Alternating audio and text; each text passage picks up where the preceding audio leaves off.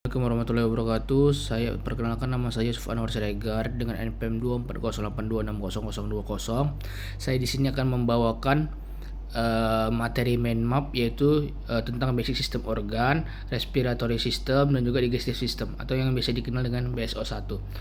Nah, jadi yang pertama itu ada yang dinamakan dengan organ jantung. Nah, organ jantung sendiri ini nih kayak dia itu memiliki beberapa ruangan yang ada di dalam jantung.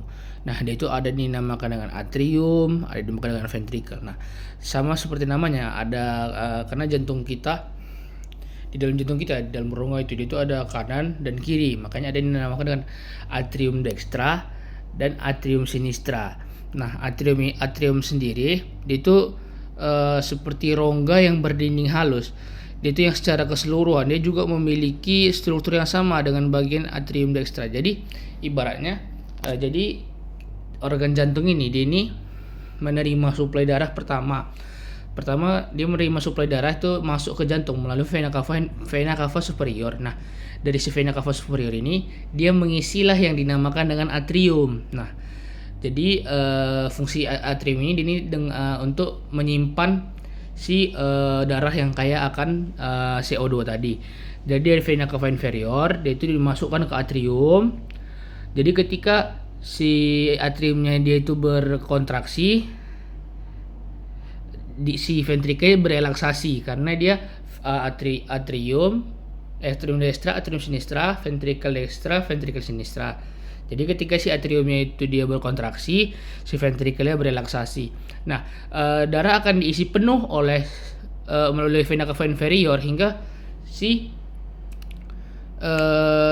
sehingga si atrium tersebut dia akan penuh. Ketika atrium tersebut penuh, lalu kebalikannya lagi, nanti si ventricle dextranya dia yang berkontraksi dan si atriumnya yang atriumnya yang berkontraksi, ventricle-nya yang berelaksasi. Nah, mereka dari atrium dextra ke ventricle dextra itu dia melalui yang namanya valvula. Nah, valvula sendiri ini ada dibagi menjadi dua. Ada yang dinamakan dengan valvula atrioventricularis yang terdiri dari valvula tricuspid dan juga mitral, dan juga ada yang dinamakan juga dengan valvula aorta dan pulmonal. Nah, jadi darah diisi dari atrium dextra. Ketika atrium dextra sudah penuh, dia itu kan berkontraksi, sedangkan si ventricle berelaksasi. Nah, dia itu darah masuk yang kaya akan CO2 masuk ke ventricle. Darah yang kaya akan CO2 masuk ke ventricle melalui katup valvula tricuspidalis. Nah, jadi karena dia akan kaya akan CO2, lalu valvula darah tersebut yang kaya akan CO2 yang sudah di ventricle tersebut sudah penuh, dia akan dikirimkan ke pulmonal untuk disirkulasi, diubah menjadi O2. Nah, itu tadi melalui valvula yang dinamakan juga dengan valvula semilunaris, yaitu valvula aorta dan valvula pulmonal.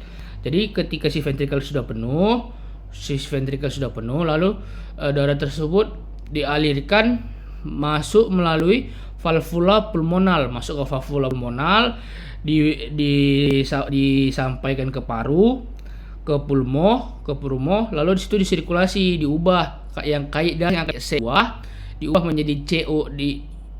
menjadi O2. Lalu setelah disirkulasi diubah menjadi CO2, darah tersebut dibawa lagi ke jantung melalui vena pulmonalis. Nah, itu bedanya kalau misalnya dia arteri, dia biasanya yang masuk ke yang keluar dari jantung, yang keluar dari tubuh.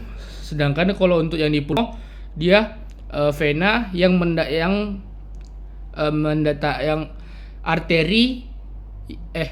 vena yang masuk ke dalam tubuh. Sedangkan kalau di arteri yang masuk ke dalam tubuh yang kaya CO2. Jadi vena arterinya masuk ke dalam jantung, ke dalam jantung yang kaya akan O2. Nah, lalu dia masuk ke atrium sinistra. Nah, di atrium sinistra ini sama seperti yang awal, darah akan diisi di atrium sinistra hingga penuh, sehingga si atriumnya itu dia berelaksasi dan si ventrikelnya dia berkontraksi. Nah, lalu setelah penuh, darah setelah penuh di atrium, dia akan masuk ke ventrikel. Nah, di ventrikel dia itu melalui valvula yang dinamakan dengan valvula mitral atau yang biasa dikenal juga dengan valvula bicuspid. Nah, ketika sudah masuk ke valvula mitral, selanjutnya darah yang kaya akan O2 tersebut akan dialirkan ke seluruh tubuh. Itu melalui yang dinamakan dengan aorta. Jadi dinamakan dengan aorta. Nah, darah yang akan O2 tadi dia itu akan yang sudah masuk ke ventricle sinistra, dia masuk ke valvula aorta lalu dialirkan ke seluruh tubuh. Nah, lalu ada juga beberapa pembuluh darah yang ada pada organ jantung seperti yang bilang tadi. Yang itu ada aorta. Nah, aorta itu adalah pembuluh darah arteri koronaria dextra dan sinistra. Dia itu berasal dari sinus aorta, tepatnya di pangkal aorta ascendens yang berjalan dalam struktur berupa air yang disebut dengan sulcus coronarius menjadi apex cordis.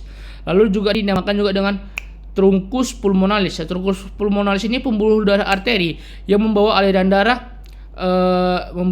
darah keluar dari bagian organ ventrikel tadi menuju ke pulmo untuk disirkulasi. Lalu ada juga yang dinamakan dengan pembuluh darah arteri. Pembuluh darah arteri ini sama dengan truncus pulmonalis, itu bukan pintasan di antaranya saat masa janin yang disebut juga dengan ductus arteriosus yang menjadi jaringan ikat serta lahir yang disebut dengan ligamentum arteriosus.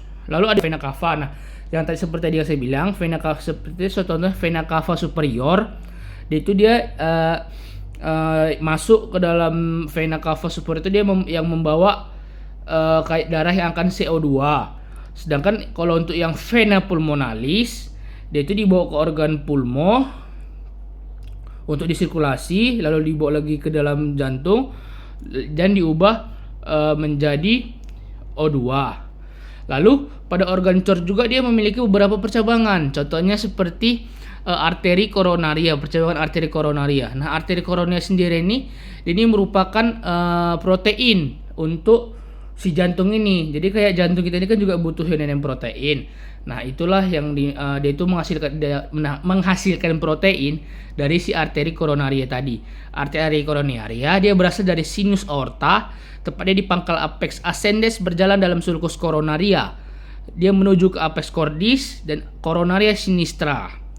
Lalu ada juga yang dinamakan dengan truncus brachiocephalis. Dengan mana namanya brachiocephalis, itu berarti dia bercabang-cabang menjadi arteri carotis communis dextra dan arteri subclavia tulang clavia dextra, dan juga arteri communis yang memperdarai kepala kita dan juga leher sisi kanan dan sisi kiri.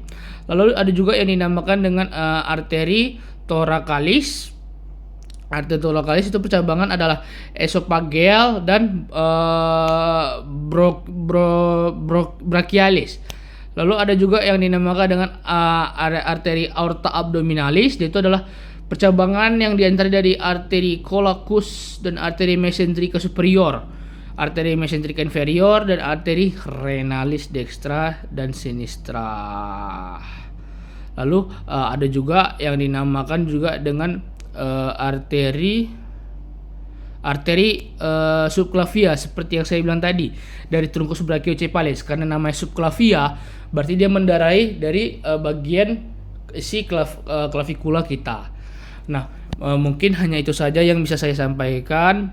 Lebih dan kurangnya saya mohon maaf. Terima kasih kepada dosen-dosen yang sudah apabila salah-salah kata. Terima kasih kepada para dosen, dokter FK UMSU. Lebih dan kurang saya mohon maaf. Ini adalah referensi yang saya pakai. Wassalamualaikum warahmatullahi wabarakatuh.